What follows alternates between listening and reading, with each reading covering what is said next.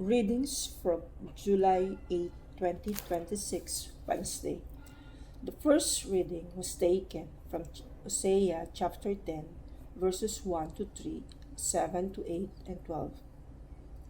Israel is a luxuriant vine that yields its fruit. The more his fruits increase, the more altars he built. As his country improved, he improved his pillars.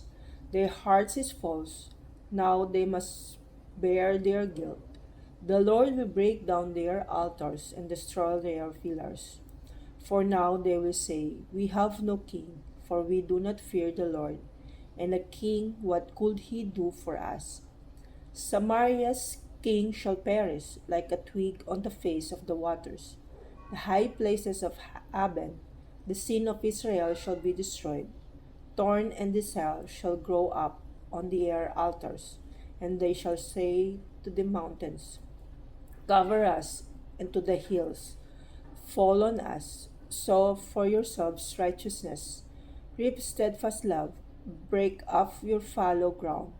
For it is the time to seek the Lord, that he may come and rain righteousness upon you.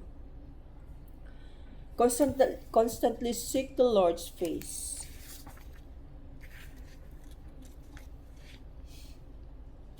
O sing to him, sing his praise.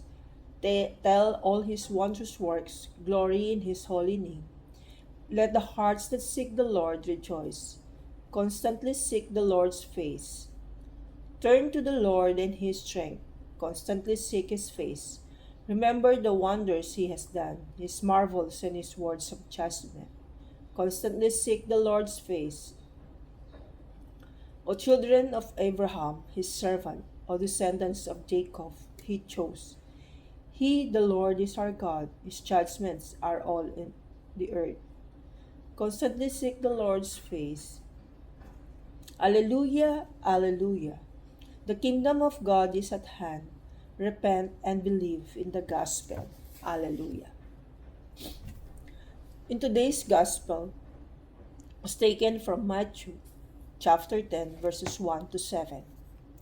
Jesus called to him his 12 disciples and gave them authority over unclean spirits, to cast them out and to heal every disease and every affliction. The names of 12 apostles are these. First, Simon, who is called Peter, and Andrew his brother, James the son of Zebedee, and John his brother, Philip and Bartholomew, Thomas and Matthew the tax collector, James the son of Alphaeus and Thaddeus, Simon the Zealot, and Judas Iscariot, who betrayed him. These 12 Jesus sent out,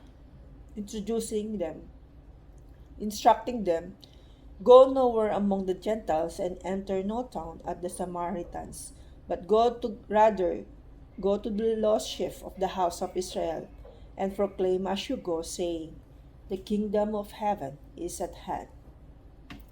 The word of the Lord. Jesus empowers his 12 disciples with authority to heal, cast out unclean spirits, to proclaim the kingdom of heaven. He instructs them to go only to the lost sheep of Israel, emphasizing the need to prioritize their immediate mission. This passage illustrates the importance of divine authority and preparation in spreading the gospel. Jesus provides clear guidance on how his followers should approach their task, with the focus on healing, proclaiming the kingdom, and relying on God's providence. It underscores the need for a committed and dedicated approach to mission work.